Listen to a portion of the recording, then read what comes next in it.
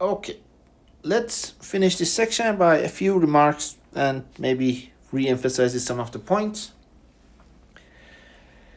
So as the particle moves along a curved path, when we know the path, or we have some information about the path, we can use normal tangential directions and define our velocity and acceleration in those frames. Velocity, as we always know, it is tangent to the path, It is probably the most useful information ever existed. And its magnitude is, let's do this, magnitude, which we called it V, is time derivative of the path coordinate, the length, how much we have traveled along the path.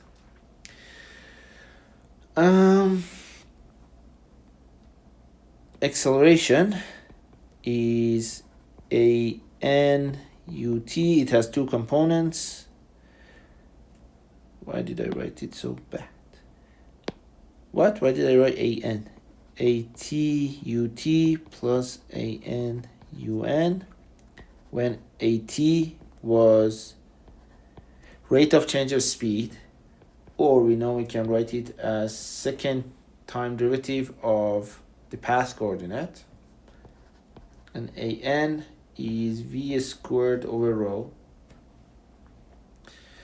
rho being the radius of curvature of the curve at that point, as if you are fitting a circle to the curve, the closest circle representing the curvature at that point, and v squared over rho is the normal component. If you want to calculate the total acceleration's magnitude, you have a vector with two normal components. You can do v dot squared plus v squared over rho. And a question that is important to answer is about curvature. So a few points about curvature. Curvature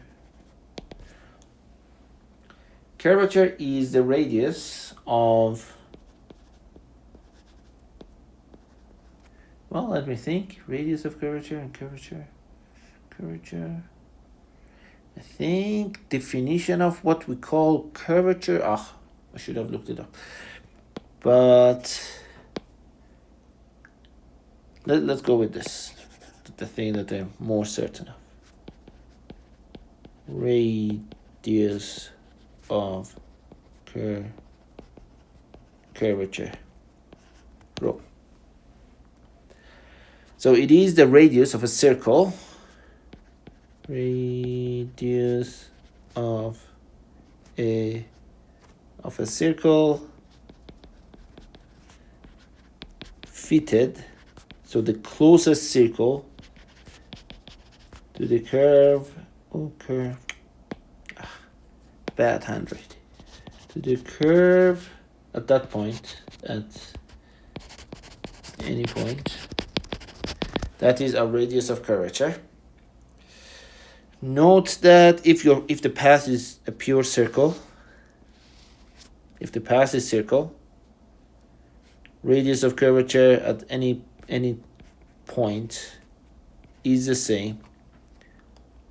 So if path is a circle, then we know radius of curvature equals the radius of the circle.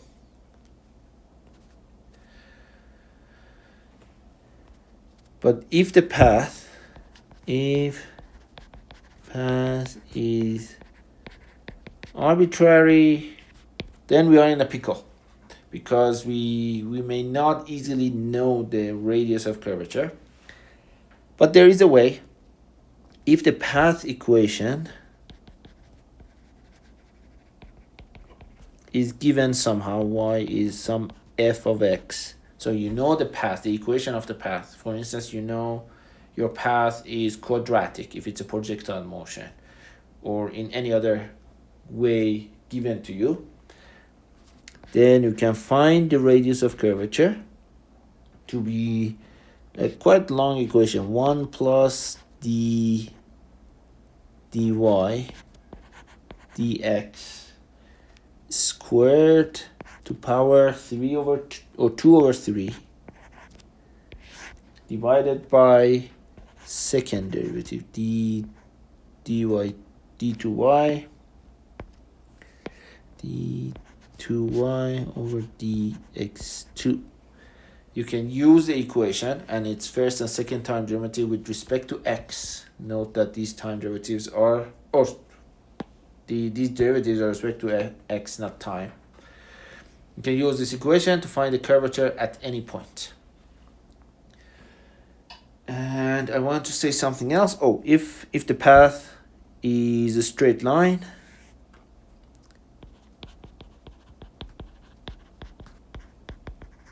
then in that case you can assume that rho is infinity.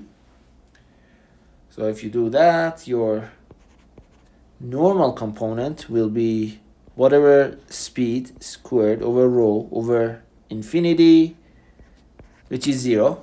So you only have tangential component, which is this, and this, you know that it is the same equations for a rectilinear motion. So you're ending up with rectilinear equations. And last thing I want to say here, it is very important, and that is along the path. So everything in the tangential component,